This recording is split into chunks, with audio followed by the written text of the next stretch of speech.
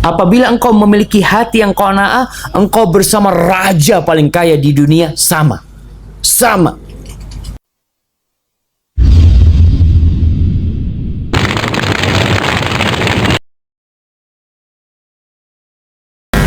Assalamualaikum warahmatullahi wabarakatuh.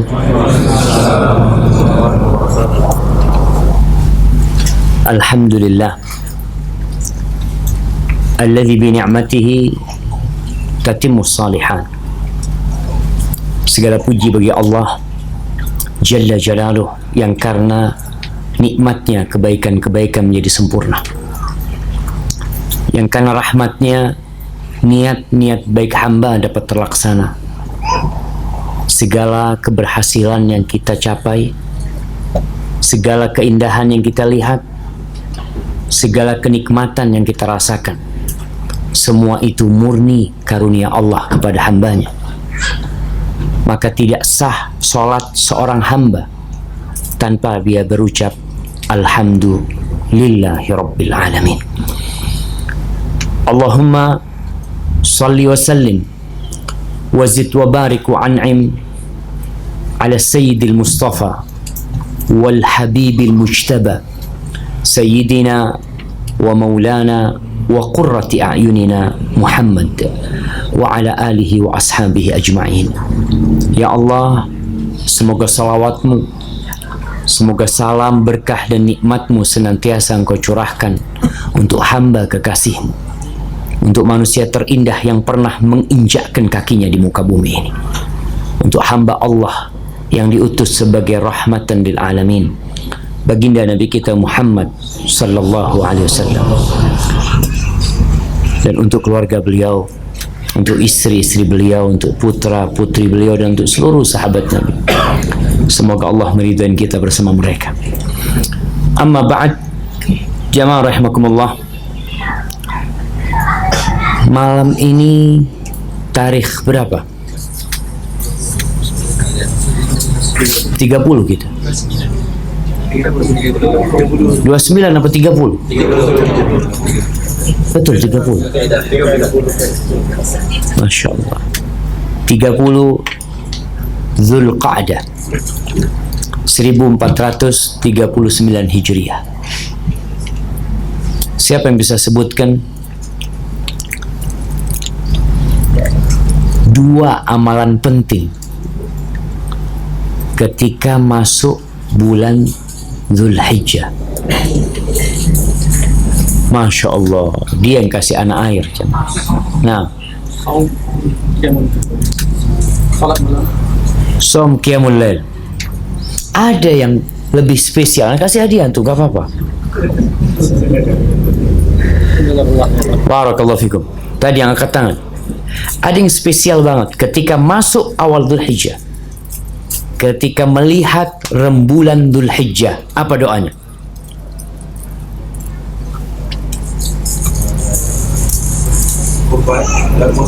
Doa melihat bulan Dzulhijjah, doa melihat hilal. Jamaah, sebenarnya ini doa bukan hanya melihat hilal Dzulhijjah, tapi Rasulullah SAW senantiasa membacanya ketika melihat hilal di awal bulan. Anak kasih hadiah yang besar. Masya Allah. Jemaah, bisa merapat ke depan sedikit jemaah, karena yang belakang udah tak cukup. Boleh maju ke depan. Masya Allah. Kalau bisa itu bisa ular, kata dia. Ya. Ya, alhamdulillah ada. Siapa yang mau jawab? Naam, fadhal.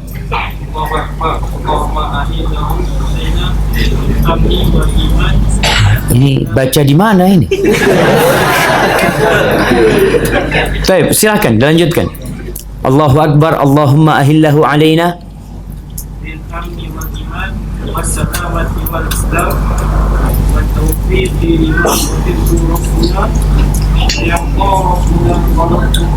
Rabbuna wa Rabbukallah. Baik, berapa kali baca itu sudah? dalam hidupnya. Esok berarti belum pernah baca ini. Tapi nggak apa, anak kasih hadiah. Masya Allah. Wallahi jamaah, kita ini kadang kala banyak meninggalkan amalan-amalan yang sejatinya ringan dan mudah. Rasul Sallallahu Alaihi Wasallam, beliau mengajarkan kepada kita semua kebaikan. Kita tidak perlu merasa kesulitan mengamalkan agama Allah ini. Tidak perlu berpikir, tapi perlu mengamalkan. Harapan anak besok sudah dipersiapkan doanya. Ajarkan kepada anak kita ketika melihat hilal, nak, lihat itu hilal. Baca tuh doa. Ada beberapa model doa yang dibaca oleh Nabi SAW. Salah satunya tadi yang dibaca, Allahu Akbar, Allahumma ahillahu alaina bil amni wal iman was salamati wal islam, Rabbi wa Rabbuka Allah. Rabbku dan Rabbmu adalah Allah. Mengajarkan tauhid kepada anak kita sejak kecil, bahwasanya rembulan itu adalah ciptaan Allah, bukan sesembahan. Itu amalan pertama ketika melihat hilal. Kemudian berbarengan dengan amalan itu ada larangan memotong kuku, memotong rambut bagi orang yang hendak berkurban. Sebagian umat Islam dengan sunnah ini pun tidak peduli. Mereka meremehkan sunnah, memudah-mudahkan sunnah. Padahal sunnah ini yang membuat Allah cinta sama kita. Kata Allah Jalla Jalaluh ketika berbicara tentang amalan yang paling Allah cintai adalah amalan yang wajib. Kemudian hambaku ini melanjutkan amalannya dengan menambahkan amalan-amalan yang sunnah. Kata Allah, wa ma yazalu abdi yataqarrabu ilayya bin nawafil hatta uhibbah. Hambaku terus mendekatkan dirinya kepadaku dengan yang sunnah-sunnah sehingga aku cinta kepada dia. Jadi kalau kita ingin dicintai Allah, maka berusahalah untuk mengamalkan yang sunnah-sunnah. Iya, mungkin bagian yang muslimat perlu merapat ke depan.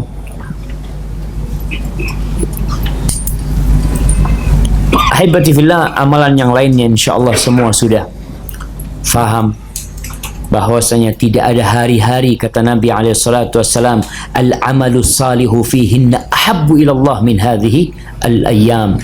Tidak ada hari-hari yang beramal soleh di dalamnya lebih Allah cintai daripada beramal di 10 hari awal Dzulhijjah. Kita harus mempunyai program. Masya Allah, ada yang marah-marah di sana. Program kerja. 10 hari kita mau ngapain? Mau hatamkan Quran. Berarti 1 hari berapa juz? 3 juz. Yang mau sodakoh, siapkan sodakohnya. Yang mau puasa, siapkan makanan sahurnya. Ajak keluarganya untuk menyemarakkan 10 hari Dzulhijjah ini untuk mendekatkan diri kepada Allah Jalla Jalla. Ahibati fillah, malam ini kita akan membahas tentang syukur. Sebagian orang berpikir, Ustaz, udah sering kajian tentang syukur, udah ramai kuliah tentang ridho. Ketahuilah bahwa yang diusahakan syaitan ketika dikeluarkan dari surga, dia mengatakan kepada Allah, "Tsumma la'atiyannahum", di surah Al-A'raf ayat 17, dia mengatakan, "Tsumma la'atiyannahum min baini aydihim wa min khalfihim wa an aymanihim wa an syama'ilihim wa la tajidu aktsarahum syakirin." Aku akan mendatangi manusia, menggoda manusia dari depan mereka, dari hadapan mereka, dari belakang mereka, dari kanan mereka, dari kiri mereka, dan engkau ya Allah akan mendapati kebanyakan manusia tidak bersyukur.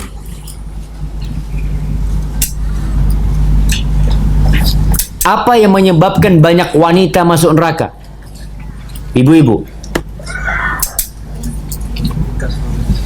apa yang menyebabkan banyak muslimat masuk neraka dan tidak masuk surga? Kurang bersyukur. Nah, kurang bersyukur. Dan Allah menyebutkan wa qalilun min ibadiyas syakur, dan sedikit dari hamba-hambaku yang pandai bersyukur, sedikit. Di surah Az-Zumar ayat 66 Allah mengatakan balillah fa'bud wa kun minasyakirin. Beribadalah hanya kepada Allah dan jadilah orang-orang yang bersyukur. Malam ini kita akan berbicara tentang tingkatan di atas syukur, yaitu ridha sama Allah Jalla Jalaluhu. Atau ridha dan syukur diterjemahkan oleh sebagian sama. Orang yang bersyukur kepada Allah adalah orang yang ridha dengan pemberian Allah Jalla Jalaluhu. Kita melihat di masa kini banyak manusia yang putus asa. Bahkan entah di Malaysia, tapi di Indonesia peristiwa akhbar tentang orang-orang yang bunuh diri itu banyak. Sebagian karena putus cinta, sebagian karena putus kerja, sebagian karena punya hutang berlebih sehingga dia tidak mampu untuk melunasinya, akhirnya bunuh diri. Ketika keridhaan dengan Allah itu hilang, manusia akan saling hasud, akan saling iri, akan dengki, tidak boleh melihat orang lain berbahagia. Melihat sahibnya tukar kereta, dia sakit perut 2 hari. Ada apa? Karena dia tidak ridha, jemaah.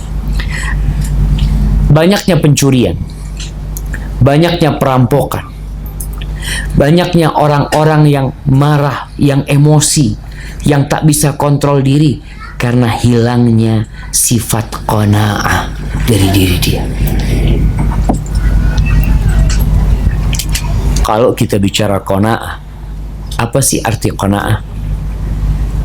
Para ulama mengatakan qanaah itu adalah ridha dengan apa yang Allah beri, ridha dengan apa yang Allah tentukan, ridha dengan pembagian Allah.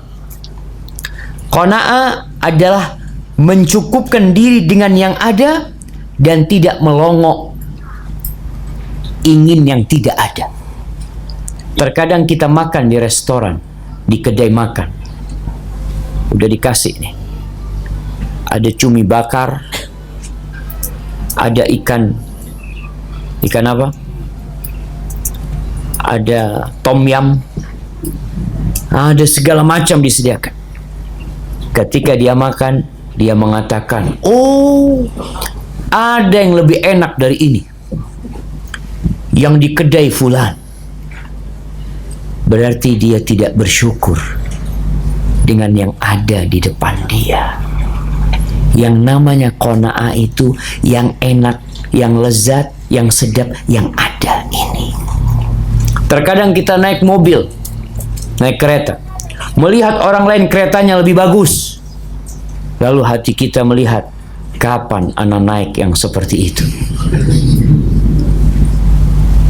Tidak ridha, tidak qanaah. Sehingga orang yang seperti ini hidupnya susah. Kemudian qanaah itu mencukupkan diri seseorang dengan apa yang dia miliki dan tidak tamak dengan apa yang tidak dia miliki. Kemudian jamaah, qanaah itu dipenuhinya hati dengan keridhaan dan tidak suka mengadu kepada orang.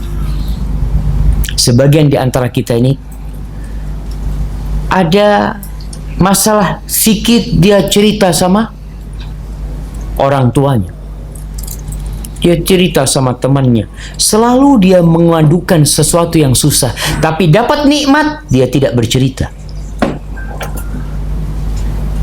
Ada sebagian orang yang na'udzubillah, sampai Ibnul Qayyim menceritakan ketika ada seseorang yang mengadukan Allah, dia cerita, kalau aku sekarang sedang terkena musibah, aku sedang susah hidupku, sedang pelik hidupku ini.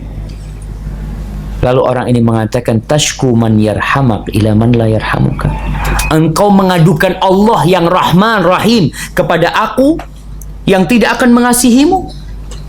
Maka jamaah rahimakumullah, ingat, qanaah ini diperlukan oleh orang kaya dan diperlukan oleh orang miskin.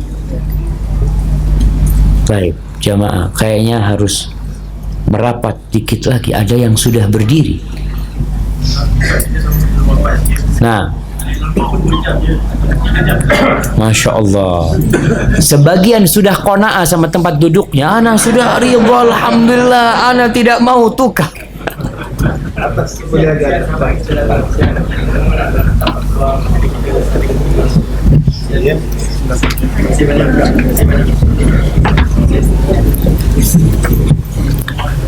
Jamaah rahimakumullah, siapa yang tahu luasnya pintu surga?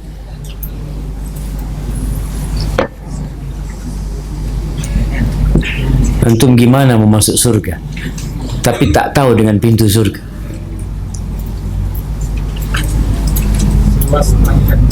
Seluas langit dan bumi. Dapat dari mana antum? Enggak jemaah. Ana izin. Alhamdulillah. Surga itu luasnya seluas langit dan bumi, itu surga. Pintunya. Berapa jumlah pintu surga? 8. Satu pintu surga itu berapa luas?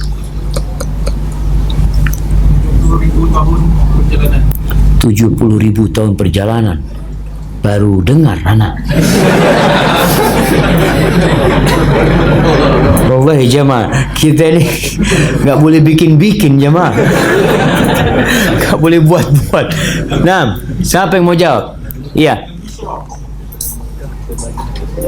Antara Mekah dan Madinah kurang jauh. Baina Mekah dan Busra atau Mekah dan Hajar, Masya Allah. Berapa kilometer kira-kira?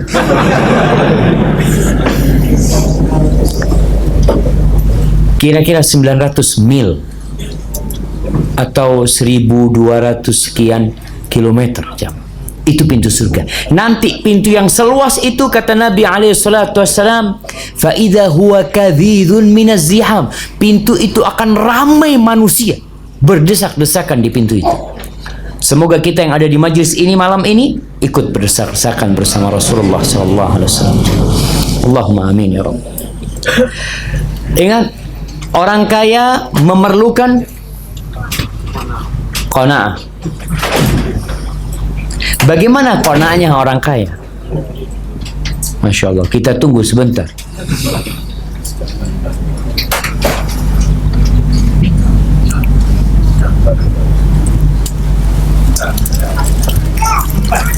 Masih bisa maju ke depan lagi sedikit. Nggak boleh dekat-dekat sama muslimat tapi. Nah, ayo, Masya Allah.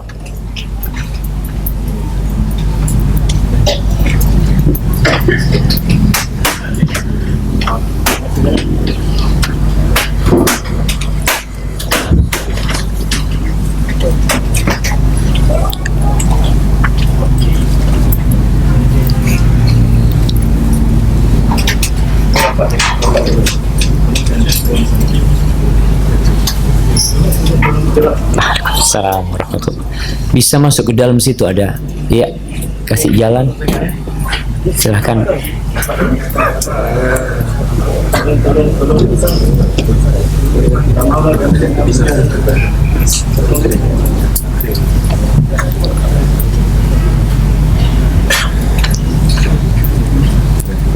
Baik.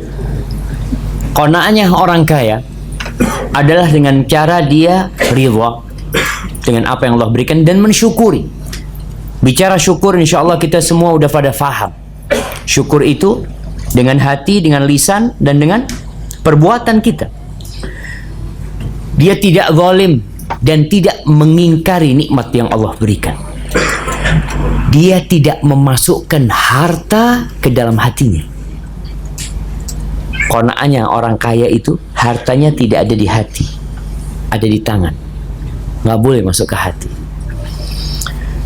Sehingga ketika kekayaan atau harta masuk ke hati, sebagian orang kaya jadi budak harta. Jadi budak. Bukannya dia yang memiliki harta, tapi harta yang memiliki dia. Harta yang menguasai dia. Adapun qanaahnya orang kaya lagi, ada orang yang banyak hartanya, memiliki rumah yang tidak bisa dijumlah rumah dia, kedai dia begitu banyaknya, tapi dia tidak menipu orang lain. Dia tidak makan yang haram. Dia tidak sombong. Dia tidak meremehkan orang lain.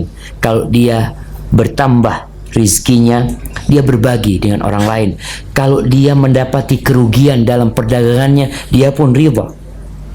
Orang ini orang kaya yang qanaah. Bagaimana qanaahnya orang miskin? Mana kasih hadiah? Siapa yang tahu? Yang miskin angkat tangan. Enggak ada yang ngaku miskin, jemaah. Semua ngaku kaya. Bagaimana qanaahnya orang miskin? Dia merasa cukup terhadap rezeki yang Allah berikan walaupun sedikit, dan dia bersabar atas segala ujian yang Allah berikan. Merasa cukup dengan yang Allah berikan, berserah diri dan terhadap rezeki yang diberikan oleh Allah dan sabar terhadap musibah. Masya Allah. Kirim ke belakang. Dia tak suka marah-marah, jemaah. Sebagian orang kalau kena musibah di luar rumah, yang dimarahin istrinya, yang dimarahin anaknya. Apa salah anak? Apa salah istri? Salahnya karena memiliki suami dan bapak yang tidak qanaah. Itu salahnya mereka. Qanaahnya orang miskin, dia tidak memandang ke atas, tapi dia memandang ada yang di bawah dia. Qanaahnya orang miskin, dia tidak minta-minta. Karena orang kalau sudah sampai tingkat minta-minta, padahal sejatinya dia itu cukup, maka dia tidak qanaah. Ahibati fillah, keutamaan qanaah. Rasulullah sallallahu alaihi wasallam mengatakan dalam hadis yang diriwayatkan oleh Imam Muslim dari Abdullah bin Amr bin As, beliau bersabda, qad aflaha man aslam. Qad aflaha man aslam. Telah sukses, telah berhasil, telah beruntung orang yang masuk Islam. Ini kesuksesan, jemaah. Kita dikasih hidayah masuk Islam, alhamdulillah. Yang kedua, waruziqa kafafan, dan diberi rizki yang cukup. Wa qanna'ahu Allah bima ata, dan Allah bikin dia qanaah dengan apa yang Allah berikan. Menerima dia. Mau banyak mau sedikit.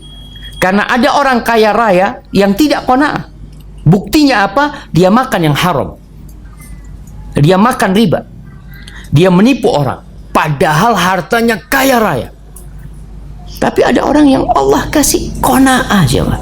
Oleh karena itu Al-Imam Syafi'i mengatakan, "Idza kunta dza qalbin qanu, fa anta wa malikud dunya sawa."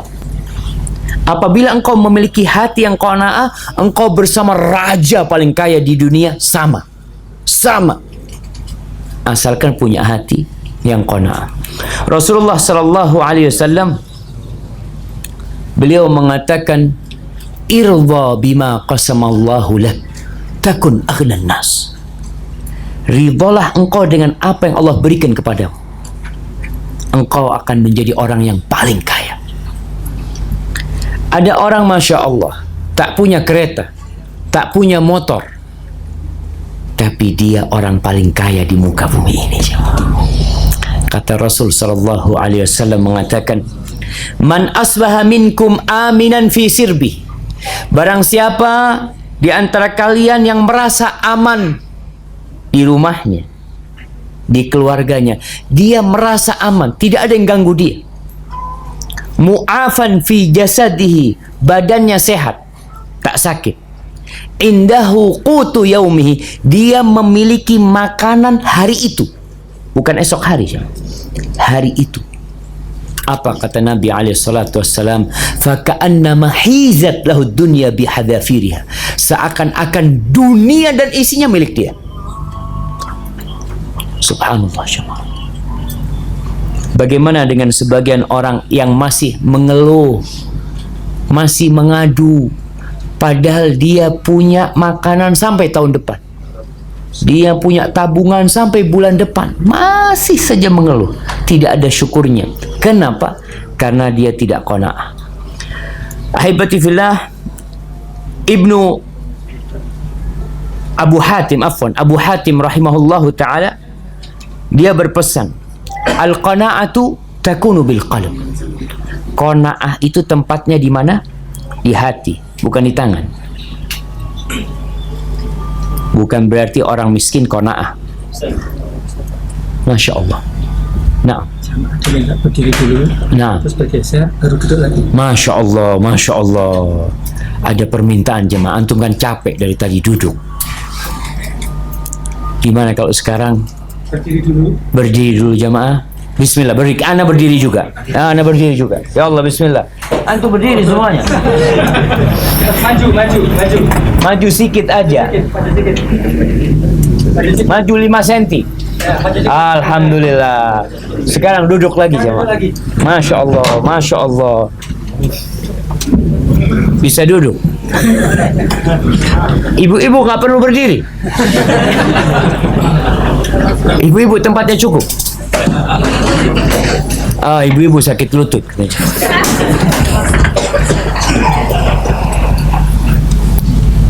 Alhamdulillah.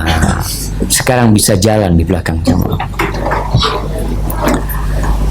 Ahibati fillah, di sini kita merasakan persaudaraan di antara kita. Kita tuh nggak ada bedanya sama yang di sebelah kita.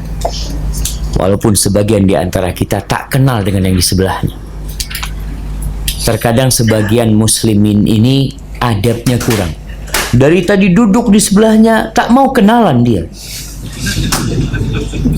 Coba lihat siapa yang tidak dikenal dengan yang di sampingnya. Antum kenal sama yang di sebelahnya? Hah? Tak kenal? Coba kenalan. Siapa namanya?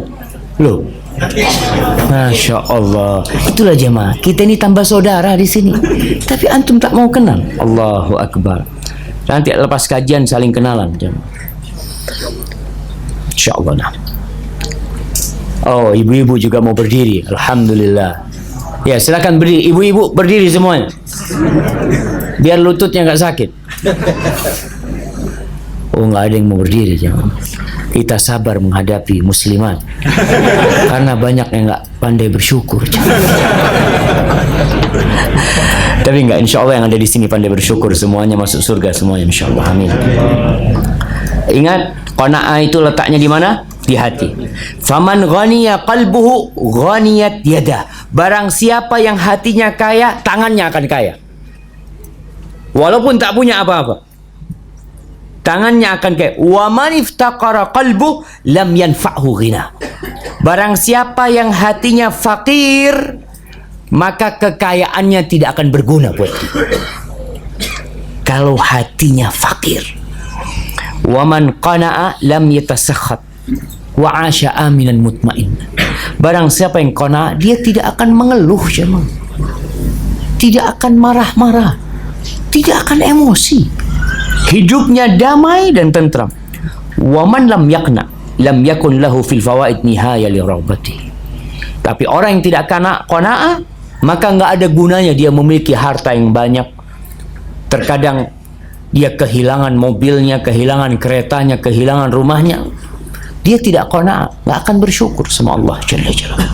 Sekarang bagaimana cara kita mendapatkan qanaah? Kalau bicara qanaah sangat mudah sekali diucapkan. Tapi bagaimana kita meraihnya? Apa saja langkah-langkah yang harus kita kerjakan agar kita mendapatkan sifat qanaah, yang katanya al-qanaatu kanzun la yafna. Qanaah itu harta tersimpan yang tidak habis. Yang pertama, iman dan keyakinan yang penuh bahwa yang membagi rizki adalah Allah. Innallaha huwar razzaq dzul quwwatil matin. Yakin kalau Allah yang bagi rizki. Tadi kita sampaikan hadis Rasul sallallahu alaihi wasallam. Ayuhan nas, ittaqullah wa ajmilu fit talab. Wahai umat manusia, bertakwalah kalian kepada Allah dan mencarilah rizki dengan cara yang baik, dengan cara yang elok. Fa inna nafsan lan tamut hatta tastawfiya rizqaha. Manusia tidak akan mati sampai rizkinya itu sempurna. Nggak bakalan mati. Jadi jangan takut antum. Antum nggak bakalan mati kecuali rizkinya sudah sempurna. Lalu beliau mengatakan wa in abta'a anha, walaupun rizkinya lambat datangnya. Ada orang yang 7 tahun hidup miskin, tapi sekarang antum bisa melihat dia mulai sukses.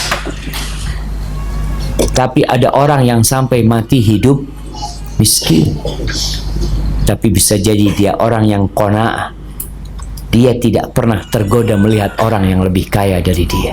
Kenapa? Karena dia tahu yang bagi rizki adalah Allah Jalla Jalaluh. Innallaha huwar razzaq dzul quwwatil matin. Amir ibn Abdi Qais, seorang sahabat Nabi radhiyallahu anhu, dia mengatakan, ada 4 ayat di dalam Al-Quranul Karim, kata dia, idza qara'tuhunna masa'an, kalau aku membacanya di sore hari, aku nggak peduli sore hari mau kayak apa, aku nggak peduli. Kalau aku membacanya di pagi hari itu mau jadi apa, aku nggak peduli. 4 ayat jam. Yang pertama, yang di surat Fatir ayat 35, Allah mengatakan, ma yaftahillahu linnasi min rahmah fala mumsika laha wa ma yumsik fala mursila lahu min ba'dih. Apa yang Allah buka dari rahmatnya, nggak ada yang bisa nutup rahmat Allah. Nggak ada. Walaupun seluruh penduduk Kuala Lumpur bersatu untuk menutupnya, nggak ada yang bisa. Wa ma yumsik fala mursil lahu min ba'dih.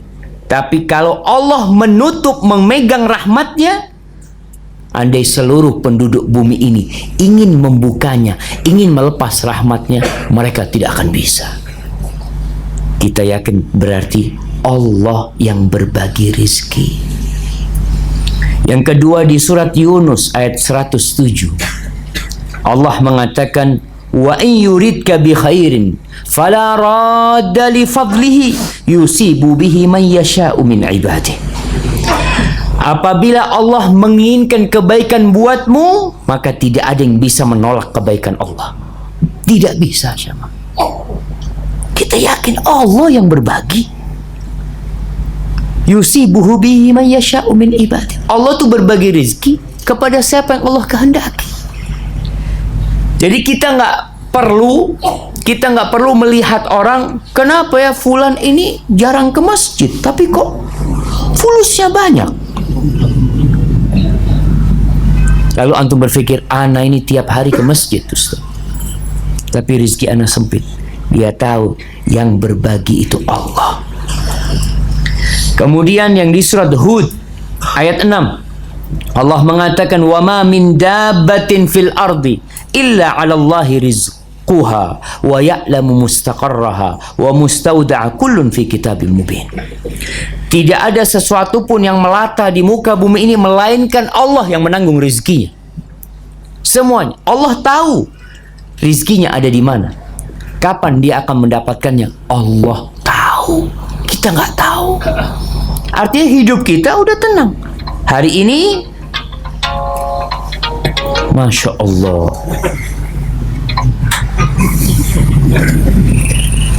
hari ini kalau umur masih ada berarti kita akan makan. Kalau umur tidak ada, selesai. Yang keempat di surat Tolak ayat 7. Masya Allah, di silent aja. Baik, bismillah. Di surat Tolak ayat 7 Allah mengatakan sayaj'alullahu ba'da usrin yusra. Allah akan jadikan setelah kesulitan kemudahan. Jadi kalau suatu hari antum hidup sulit, yakin bentar lagi akan ada kemudahan. Bentar lagi. Itu yang pertama. Jadi agar kita qanaah, yakinlah kalau yang berbagi rezeki adalah Allah Jalla Jalla. Yang kedua, mengingat. Masya Allah. Ada yang mau datang, jawab. Sama anaknya. Iya, dibikin. Cari kertas. Alhamdulillah.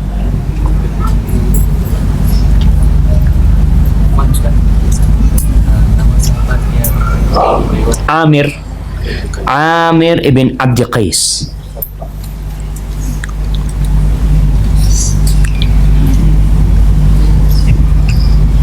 Nah, Amir bin Abdi Qais. Sepertinya dia Abu Musa al-Asy'ari. Baik, nanti anda lihat lagi. Itu yang pertama. Yang kedua, mengingat kalau dunia ini akan habis. Dunia ini fana. Dunia ini hanya permainan, jemaah. Yang sekarang memiliki apartemen 100 tingkat, tahu-tahu dia mati, ditinggal apartemen. Tatkala kita yakin bahwasanya dunia ini hanya permainan, apa yang dimiliki akan ditinggalkan selama-lamanya sama dia, maka dia akan qanaah. Orang yang kaya tidak akan sombong karena tahu akhir hidupnya adalah kematian. Di surah Al-Kahfi Allah mengatakan inna ja'alna ma 'alal ardi zinatan laha linabluwahum ayyuhum ahsanu amala wa inna la ja'iluna ma 'alaiha sa'idan juruza. Kata Allah, sesungguhnya kami menjadikan apa yang ada di muka bumi ini perhiasan buat dunia untuk menguji siapa yang paling baik amalannya. Yang terpenting kata Allah, wa inna la ja'iluna ma 'alaiha sa'idan juruza. Semua yang ada di muka bumi ini, kalau kita melihat di Kuala Lumpur ini ada gedung-gedung yang tinggi, semuanya akan rata sama tanah. Gedung kita akan rata sama tanah. Dengan kita mengingat itu, kita akan qanaah. Ya sudah, kenapa ana harus bersusah-susah? Kenapa ana harus sakit hati? Kenapa ana harus hasad? Apa yang dimiliki oleh saudaranya akan hilang. Sekarang yang dibangun dibina oleh saudaranya akan hancur. Maka Allah sering ingatkan kita. Rasul sallallahu alaihi wasallam sering mengingatkan kita dengan bangkai. Pernah suatu hari Rasul sallallahu alaihi wasallam melewatin pasar. Pasar diawali dari arah Kuba, beliau jalan menuju ke Masjid Nabawi sallallahu alaihi wasallam. Di pasar itu ada bangkai anak kambing yang cacat. Bangkai cacat. Lalu beliau sallallahu alaihi wasallam memegang telinganya ini kambing. Beliau mengatakan seperti orang yang sedang berjualan, ayyukum yuridu hada bidirhamin? Siapa yang mau beli ini 1 dirham? Siapa yang mau? Kata para sahabat, ya Rasulullah, bangkai. Ayyukum yuridu hada bila syai'? Siapa yang mau? Free. Cuma-cuma. Siapa yang mau? Ya Rasulullah, kalau ini hidup cacat dia, bagaimana dia udah jadi bangkai? Beliau mengatakan, la dunya ahwanu 'ala Allah min hadza 'alaikum. Dunia ini lebih rendah di sisi Allah daripada kambing ini buat kalian, enggak ada harganya, jamaah. Maka kita yakin dunia ini akan ditinggalkan, jamaah. Yang ketiga, agar kita qanaah, melihat kepada yang lebih rendah dari kita, dari harta atau jabatan atau kedudukan, tidak melihat kepada yang di atasnya. Ini berbeda dengan ibadah. Kalau ibadah kita nggak boleh qanaah. Iya. Sebagian orang Masya Allah ke masjid tidak mau di saf pertama, mau saf kedua. Ana qanaah Ustaz, sudah ana di sini. Subhanallah jamaah. Ini berbicara dalam urusan dunia. Berbeda dengan training-training yang diadakan oleh motivator-motivator masalah ekonomi. Mereka selalu menyuruh kita melihat kepada yang di atas. Lihatlah kepada fulan, lihat kepada fulan.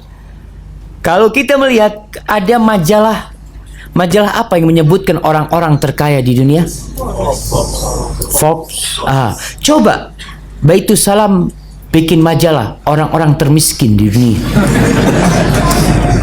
Betul jemaah.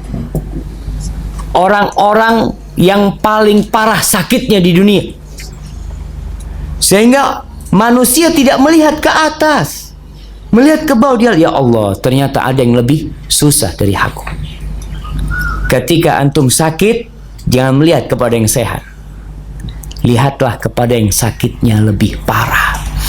Rasulullah sallallahu alaihi wasallam dalam hadis riwayat Muslim mengatakan, "Unzuru ila man huwa asfala minkum.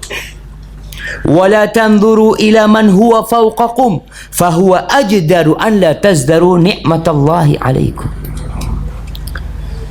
Lihatlah, pandanglah kepada yang di bawah kalian, jangan memandang kepada yang di atas kalian.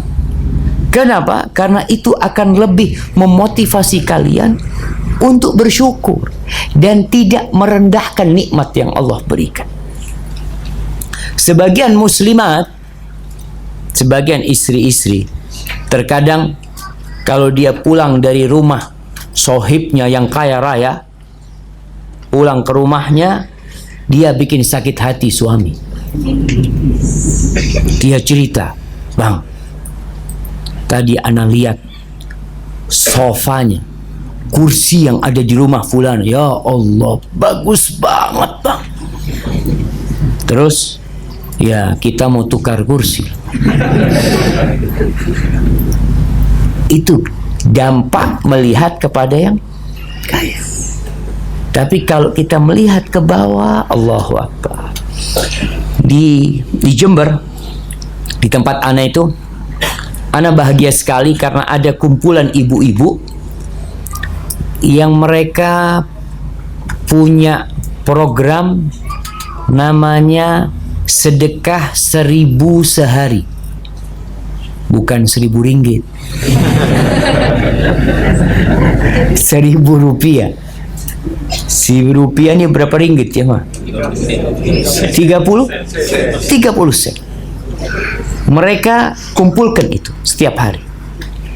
Nanti pada hari Kamis biasanya atau hari Rebo, mereka datang ke rumah janda-janda yang miskin, janda-janda yang tua. Anak kalau punya istri habis ikut kumpulan itu, Masya Allah, dia datang, ya Allah bang, kita harus bersyukur sama Allah. Kata dia, anak melihat ada yang tidak punya ranjang, ada yang tidur di bawah, ada, ya Allah. Maka ini penting agar kita qanaah, sekali-kali datang ke rumah orang miskin. Berangkat, istrinya diajak, anaknya diajak. Kadang-kala kita punya anak, ya karena berteman dengan sohib-sohibnya yang kaya, dia jadi tidak bersyukur dengan pemberian ayah. Dikasih uang saku ya, sama uang saku. Kasih uang saku, berapa di sini anak sekolah rendah? Berapa? 5 ringgit. Banyak kali jemaah. Betul, 5 ringgit. Subhanallah. Anak punya anak kasih 2000. Bukan 2000 ringgit, 2000 rupiah jemaah. Berapa 2000 rupiah? 60 sen seperti. Terkadang dia di sekolah ketemu sohib yang dapat 10.000. 10.000 itu 3 ringgit. Dia datang ke rumah, Abah, kata dia, itu fulan 10.000, masa anak cuma 2.000? Anak pun ketika memandang yang ke atas, dia tidak akan bersyukur. Maka kita perlu ajarin. Sekali-kali anak kita bawa, lihat nak ini, dia nggak ada uang saku, dia buat makan, lihat makannya hanya nasi sama garam sebagian di antara mereka. Maka ahibati fillah, ketahuilah bahwa di dunia ini, kalau antum susah, ada yang lebih susah dari antum. Kalau antum sakit, ada yang lebih sakit dari antum.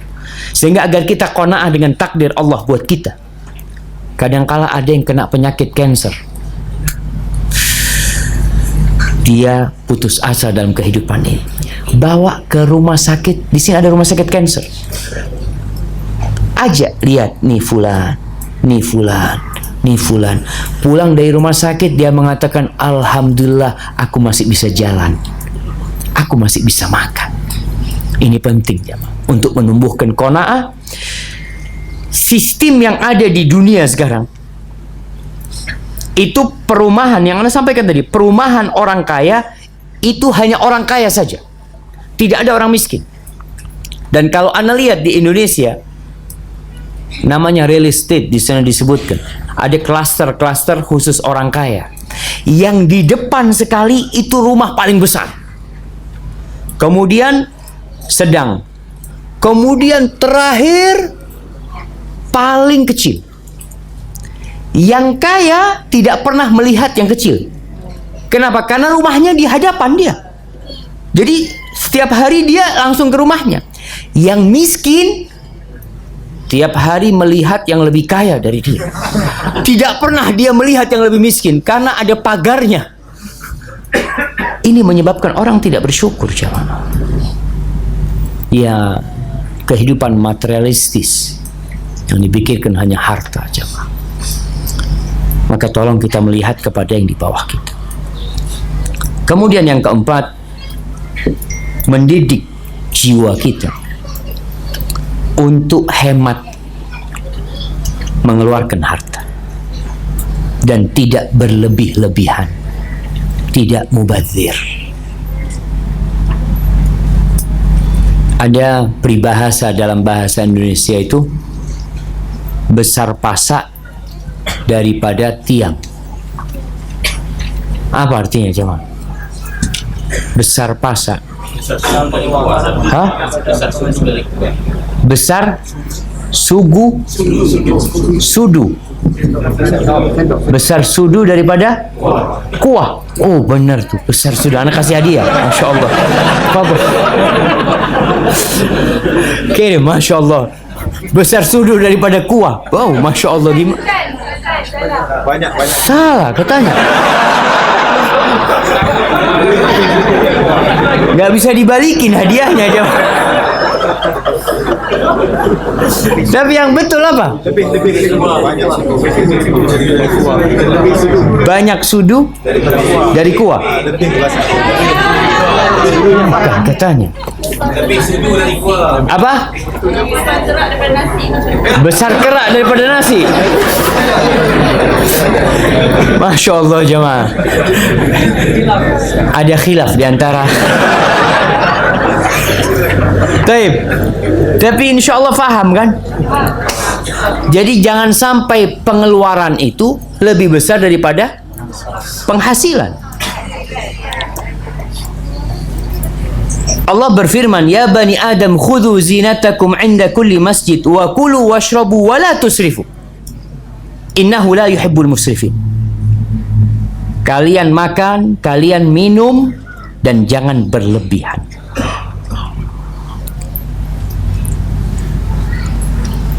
Ada orang yang breakfast di sini di Indonesia lagi ramai, namanya burung lovebird. Tahu? Ada burung yang harganya sampai 20 juta, 30 juta rupiah. Kira-kira berapa ringgit? 8.000 ringgit. Ada orang yang sarap, yang breakfast burung ini. Berlebih-lebihan. Maka berusahalah agar kita ridha dengan Allah, ya makannya secukupnya, jemaah. Makan secukupnya, minum secukupnya. Nabi SAW pernah mengatakan, kul washrab walbas watasaddaq min ghairi makhilatin wala sarafin. Silahkan engkau makan, silahkan engkau minum, silahkan engkau berpakaian, silahkan sedekah, tapi dengan syarat 2, tidak sombong dan tidak berlebihan. Ada orang yang beli tas harga 1 miliar rupiah. Berapa ringgit? 300.000. Berlebihan nggak, Jam? Tergantung. Kalau dia pemasukannya tiap hari 20 miliar, aduh, berarti itu tidak berlebihan, Jam. Ada orang yang pakai jam harga 100.000 ringgit. Berlebihan atau tidak? Tergantung. Kalau penghasilan dia, ada orang yang Masya Allah penghasilannya tiap hari 1 juta ringgit. Kalau dia beli jam 100.000 ringgit, berlebihan nggak? Ya enggak lah, jemaah. Tapi antum penghasilannya sebulan 2.000 ringgit, beli jam harga 10.000 ringgit, antum punya utang 10 bulan. Nggak. Supaya kita kona, cukup lah, jemaah, cukup. Mau beli jam silahkan beli jam, mau beli tas silahkan beli tas, tapi tidak berlebihan dan tidak untuk kesombongan. Ya, kalau kita lihat kehidupan orang-orang atas, terkadang di antara mereka selalu menunjukkan kemewahan. Kita tidak. Qanaah lah dengan apa yang Allah berikan. Bahkan Rasul SAW mengatakan, at-tabadzulu minal iman. Sekali-kali kita ini perlu menunjukkan ketidakmewahan. Contohnya, ada orang yang selalu pakai mobil, pakai kereta, sekali-kali naik angkutan umum, sekali-kali jalan kaki. Ada orang yang selalu pakai baju bagus, sekali-kali pakai baju yang tidak bagus. Ada orang, kalau kita lihatlah, tatkala ada acara, semuanya pakai baju bagus, semuanya pakai sandal bagus, kita pakai sandal yang biasa. Di situ akan menumbuhkan perasaan tawabu, qanaah, ridha dan tidak sombong, jemaah. Tabadzul itu minal iman, jemaah. Baik, yang kelima, meyakini bahwa Allah menjadikan perbedaan dalam pembagian rizki itu untuk hikmah. Ada yang kaya, ada yang miskin. Di surat Az-Zukhruf ayat 32, Allah mengatakan, ahum yaqsimuna rahmat rabbik. Apakah mereka yang bagi-bagi rahmat Allah? Yang bikin fulan kaya, yang bikin fulan miskin? Allah katakan, nahnu qasamna bainahum ma'isyatahum fil hayatid dunya. Kami, kata Allah, yang bagi. Sehingga itu nggak boleh hasut kenapa fulan kaya. Enggak, sudah Allah yang bagi. Kita yang bagi ma'isyah mereka dalam kehidupan dunia. Wa rafa'na ba'dahum fawqa ba'din darajat liyattakhidha ba'duhum ba'dan sukhriyan. Wa rahmatu rabbika khairun mimma yajma'un. Sebagian orang itu diangkat derajatnya di atas sebagian lainnya, sehingga ada atasan, ada bos, dan ada anak buah. Allah jadikan seperti itu agar kehidupan ini berjalan. Kalau semuanya bos, siapa yang anak buah? Siapa bakal bekerja? Kalau semuanya orang kaya, siapa yang akan menanam? Siapa yang akan membangun rumah? Kalau semua punya mobil dan tidak ada yang memperbaiki mobil, tidak ada mekanik, siapa yang akan memperbaiki mobil yang rusak? Jadi ini sudah ada hikmah di balik itu, Allah yang melakukannya. Tapi Allah sebutkan, wa rahmatu rabbika khairun mimma yajma'un. Dan rahmat Allah itu lebih baik daripada yang dikumpulkan mereka. Jadi apabila kita tergoda dengan orang-orang, maka kita berpikir, rahmat Allah itu jauh lebih baik apa yang dikumpulkan sama mereka. Kemudian yang keenam, ilmu. Memahami bahwa kefakiran itu ujian dan kekayaan itu ujian, sama saja. Nggak ada bedanya. Yang kaya diuji, yang miskin diuji.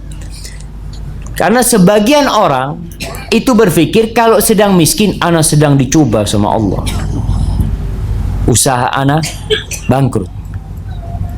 Padahal ketika dia sukses pun itu ujian dari Allah. Allah mengatakan wa nabluukum bisyarri wal khairi fitnah wa ilaina turja'un di surat Al-Anbiya ayat 35. Allah mengatakan kullu nafsin dha'iqatul maut. Semua yang bernyawa akan merasakan kematian. Wa nabluukum bisyarri wal khairi fitnah. Kami menguji kalian dengan keburukan dan dengan kebaikan. Dua-duanya ujian. Wa ilaina turja'un. Dan kalian akan dibalikkan kepada kita. Dan jamaah, dalam hadis yang lain Rasul SAW mengatakan idhamul jaza ma'a idhamil bala. Besarnya pahala itu sesuai, sepadan dengan besarnya cobaan, dengan besarnya bala. Wa innallaha idza ahabba qauman ibtalahu. Allah kalau cinta kepada hambanya, Allah akan kasih bala sama dia. Ini bala yang berupa kesulitan. Faman radhiya falahu ridha wa man sakhita falahu sukhut. Barang siapa yang ridha, maka buat dia keridhaan. Allah akan ridha sama dia. Dan barang siapa yang marah, maka Allah akan marah sama dia. Apa tugas kita? Ya sudah. Ketika diuji dengan harta bersyukur, ketika diuji dengan kemiskinan, dengan kesusahan, kita bersabar. Kemudian jamaah, orang miskin akan masuk surga lebih dahulu daripada orang kaya. Antum mau jadi miskin apa kaya? Orang miskin tuh, orang-orang fakir masuk surga 500 tahun sebelum orang kaya. Pilih miskin apa kaya? Ada yang pilih kaya tapi masuk surga duluan. Gak ada. Ketentuannya. Kenapa seperti itu? Karena orang miskin tidak punya harta yang untuk dihisab. Tidak ada. Tapi ada orang-orang yang masuk surga tanpa hisab, tanpa azab. Maka jadilah orang yang masuk surga tanpa hisab, tanpa azab. Tapi yang jelas fuqaraul muhajirin, kata Nabi SAW, orang-orang fakir di kalangan muhajirin itu akan masuk surga 500 tahun sebelum orang kaya. Tapi para sahabat yang miskin itu ingin kaya. Mereka datang menyumpai Rasul SAW. Mereka ingin kaya bukan untuk dunia, tapi untuk akhirat. Dia mengatakan, ya Rasulullah, dhahaba ahlud duthur bil ujur, yusalluna kama nusalli, wa yasumuna kama nasum, wa yatasaddaquna bi fuduli amwalihim. Ya Rasulullah SAW, tuh orang-orang yang kaya dari kalangan Ansor itu pahala semua diborong sama dia. Mereka sholat seperti kita sholat, mereka puasa seperti kita puasa. Perbedaan kita dengan mereka apa? Mereka bersodakoh, kita nggak sodakoh. Ini yang namanya berlomba-lomba dalam kebaikan. Ini yang disebut ghibthah.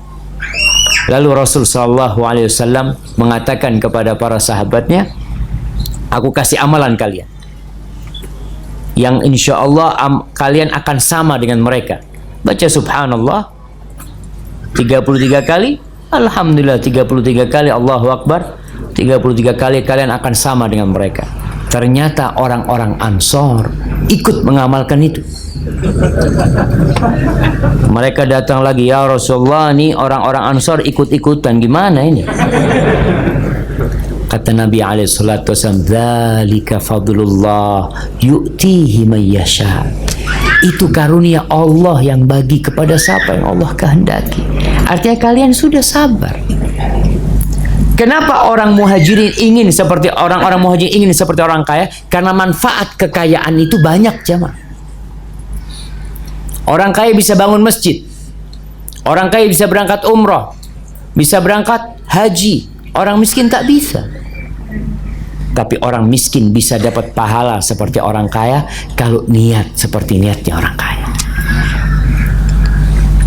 Coba yang miskin, ya Allah, kalau aku punya rizki 1 juta ringgit, aku mau sedekah 900 ringgit. Berani jamaah? Orang miskin berdoa seperti itu. Nah, antum punya duit 1 juta ringgit? Kalau antum punya duit 1 juta ringgit, mau sedekah 900 ringgit? Masih berpikir dia jemaah, ya padahal gak ada duitnya. Duitnya gak ada. Manusia seperti itu. Niat baik aja takut. Padahal dia gak punya apa-apa. Maka coba antum niat baik. Karena beratnya jemaah, kalau kita niat baik dan Allah berikan sama kita. Kalau antum takut merugi bersedekah. Baik, kemudian mencontoh. Yang keberapa? Yang ketujuh, mencontoh orang-orang yang hidup qanaah. Membaca sejarah mereka. Coba antum baca sejarah Rasulullah sallallahu alaihi wasallam. Bagaimana qanaahnya Nabi alaihi salatu wasallam. Di surat Thaha ayat 131 Allah mengatakan kepada nabinya alaihi salatu wasallam, wala tamuddanna 'ainaika ila ma matta'na bihi azwajan minhum zahratal hayatid dunya linaftinahum fihi. Engkau jangan melepas pandanganmu memandang orang-orang yang banyak hartanya, yang diberi berbagai macam kemewahan. Jangan. Mata ini perlu dijaga. Karena ada fitnah mata, jemaah. Ada orang yang kalau masuk ke pasar, dia tidak tundukkan pandangan, dia jadi beli semuanya. Maka perlu dia jaga matanya. Rasul SAW diperintahkan sama Allah, jangan memandang kepada mereka, kepada orang-orang yang kaya. Linaftinahum fi. Kita itu ingin menguji mereka dengan itu. Wa rizqu rabbika khairun wa abqa. Dan rizki dari Rabbmu itu lebih baik dan lebih kekal. Kita lihat bagaimana Rasulullah sallallahu alaihi wasallam dalam kehidupan dia. Kalau bicara makan, pernah Rasul sallallahu alaihi wasallam berlalu rembulan, marra hilalun, thumma hilalun, thumma hilalun, walam yuqad fi baiti Rasulillah sallallahu alaihi wasallam nar. Dan di rumah baginda Nabi kita alaihi salatu wassalam tungkunya tidak hidup. Kompornya enggak hidup. 2 bulan gak hidup. Makan apa? Kurma sama air. Rasulullah SAW. Kalau kita melihat apa yang dimakan di dalam rumah Rasulullah SAW selain kurma, beliau makan roti. Tapi kata Aisyah radhiyallahu anha, laqad mata Rasulullah sallallahu alaihi wasallam wa ma syabi'a min khubzin wa zaitin fi yawmin wahid marratain. Rasul sallallahu alaihi wasallam itu tidak pernah, beliau meninggal dunia, nggak pernah sehari itu merasa kenyang dengan roti dan minyak 2 kali. Artinya kalau beliau makan siang kenyang, malamnya nggak mungkin kenyang. Seperti itu Rasulullah sallallahu alaihi wasallam. Kita masya Allah, breakfast kenyang, makan siang kenyang, sore masih makan lagi, petang ba'dal isya makan lagi, mau tidur makan lagi, dan masih tidak bersyukur sama Allah Jalla Jalaluhu. Kalau kita melihat kasurnya, sama kasur ya, tilamnya Rasul sallallahu alaihi wasallam. Beliau kalau tidur itu pundak Rasul, punggung Rasul sallallahu alaihi wasallam itu ada garis-garis tikar, jamaah. Kita kalau tidur, kasurnya ada bekas kita. Bukan kita. Kasurnya kita bangun, subhanallah. Dan kita masih nggak bersyukur. Itu Nabi alaihi salatu wasallam. Sampai Umar bin Khattab radhiyallahu ta'ala pernah menangis. Masuk ke rumah Nabi alaihi salatu wasallam. Dia lihat di lemari Nabi ada 1 sok gandum. Cuma itu yang ada. Kemudian ada daun yang digunakan untuk menyamak kulit. Kemudian ada kulit yang belum disamak. Kemudian Rasul SAW tidur dalam kondisi punggungnya membekas tikar seperti itu. Lalu Umar meneteskan air mata. Dia mengatakan, ya Rasulullah,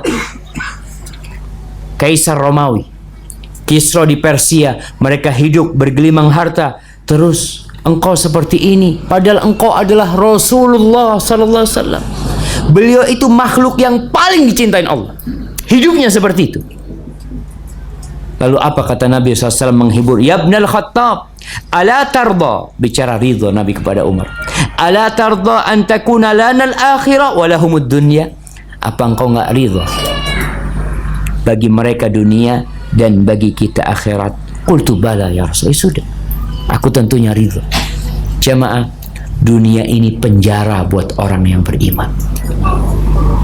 Sijnul mu'min wa jannatul kafir, dan surganya orang-orang kafir. Kalau kita lihat rumah Rasul SAW, berapa luas rumah Nabi SAW? Mana mau kasih hadiah? Siapa yang tahu luasnya rumah Nabi SAW? Yang lainnya? Mana yang mau jawab? Jamaah, kita ini nggak akan qanaah kalau kita tak kenal dengan Rasul SAW. Sebagian orang hidup di flat seakan-akan dia orang paling miskin. Nah, ada yang mau jawab? Ya. Subhanallah, kira-kira 5 kali 5 meter. Itu yang 3 kali 5 itu kamar. Yang 2 kali 5 itu semacam teras. Ada tempat untuk masak di sana. Barakallahu fiik. Itu rumah Rasul SAW. Siapa yang rumahnya 5 kali 5? Mana kasih hadiah?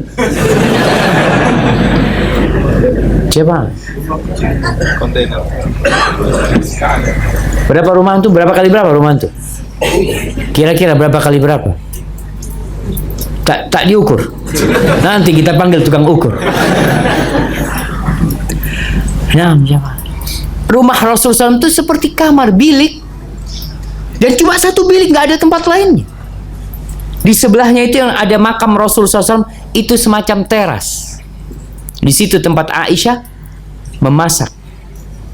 Itu rumah orang yang paling dicintai Allah. Terus kita di Indonesia itu sekarang ada rumah tipe 36. Iya, 6 kali 6. Ada yang lebih kecil dari itu?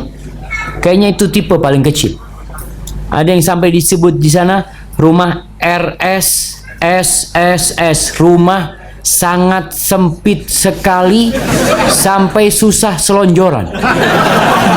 Tapi gak ada lah, mereka masih bisa selonjoran. Tapi Nabi SAW, subhanallah, dan rumah Nabi kecil, separuhnya itu dari tanah, separuhnya itu dari dahan kurma, dikasih kain. Jamaah, itu rumah Rasul SAW. Maka kita perlu membaca sejarah kehidupan Rasul SAW agar kita qanaah. Dan yang terakhir yang menyebabkan kita qanaah adalah ziarah kubur. Antum datang ke kuburan. Tatkala gelora ingin dunia membara di dalam hati, maka berangkat ke kuburan. Datang ke sana. Ketika melihat kuburan orang-orang yang dimakamkan di sana. Tadi ana lewat kuburan orang-orang Cina. Kuburannya besar-besar, tapi mereka mati semua. Coba. Gak ada. Tatkala kita melihat, Al-Imam An-Nawawi mengatakan boleh ziarah kuburannya orang kafir untuk mengingat kematian dan mengingat akhirat, bukan untuk berdoa. Kalau ke kuburan muslim tujuannya 2, mengingat akhirat, yang kedua mendoakan yang meninggal dunia. Hadza wallahu a'lam bishawab. Mungkin itu yang bisa kita kaji pada kesempatan kali ini.